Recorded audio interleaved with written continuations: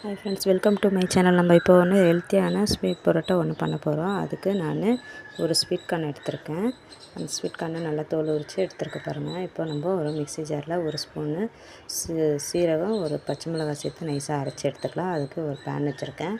ஒரு ஸ்பூன் கடுகு, உளுத்தம் பருப்பு, ஒரு பெரிய சைஸ் வெங்காயம் கட் பண்ணி வச்சுருக்கேன். மிளகாத்தூள், மஞ்சத்தூள், கரம் மசாலா, தேவையான அளவு உப்பு சேர்த்து நல்லா வதக்கிக்கலாம். இந்த அளவுக்கு ஆனவுடனே நம்ம அரைச்ச ஸ்வீட் கார்ன் பேஸ்ட் எடுத்து இதில் சேர்த்துக்கலாம்.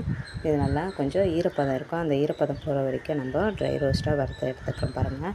இப்போ அது கூடயே நான் 2 ஸ்பூனு கடல மாவு சேர்த்துருக்கேன். ஒரு ஸ்பூனு அரிசி மாவு சேர்த்துக்கலாம். இதை நல்லா எல்லாம் சேர்த்து நல்லா மிக்ஸ் பண்ணி எடுத்துக்கலாம். இந்தளவுக்கு கெட்டியாகிடும். இதுவே நமக்கு இந்த அளவுக்கு ஆகிருக்கு பாருங்கள். இப்போ நம்ம ஸ்டவ் ஆஃப் பண்ணி எடுத்துருக்கேன். நான் சப்பாத்தி மாவு பிசைஞ்சு ஒரு 20 நிமிஷம் முன்னாடி வச்சுருக்கேன் பாருங்கள். இந்தளவுக்கு சாஃப்டாக இருக்குது. நமக்கு எந்த சைஸு ரொட்டி தேவை அந்த சைஸ் பரோட்டா உருட்டி எடுத்துகிட்டு அதில் தேவையான நம்ம ஸ்டஃப்பிங் உள்ளே வச்சுக்கலாம் பாருங்கள். மூடி எடுத்துட்டேன். இப்போ நான் கடாயில் வச்சுருக்க தோசைக்கல்லில் 2 பக்கமும் எண்ணெய் போட்டு நல்லா திருப்பி ரோஸ்ட் பண்ணி எடுத்தோம்னா சூப்பரான ஸ்வீட் கார்ன் பரோட்டா ரெடி. நீங்களும் வீட்டில் ட்ரை பண்ணி பாருங்கள். வீடியோ பிடிச்சிருந்துச்சுன்னா லைக் பண்ணுங்கள், ஷேர் பண்ணுங்கள். தேங்க்யூ. இது நல்லா ஹெல்த்தியான காலையில் மார்னிங் பிரேக்ஃபாஸ்ட்டாகவும் நீங்கள் எடுத்துக்கலாம். இல்லை ஈவினிங் ஸ்நாக்ஸாகவும் நீங்கள் குழந்தைங்களுக்கு கொடுக்கலாம். நீங்களும் வீட்டில் ட்ரை பண்ணி பாருங்கள். எவ்வளோ சாஃப்டாகவும் இருக்குது பாருங்கள். நானும் இன்னொரு வீடியோவில் உங்களை மீட் பண்ணுறேன். தேங்க்யூ.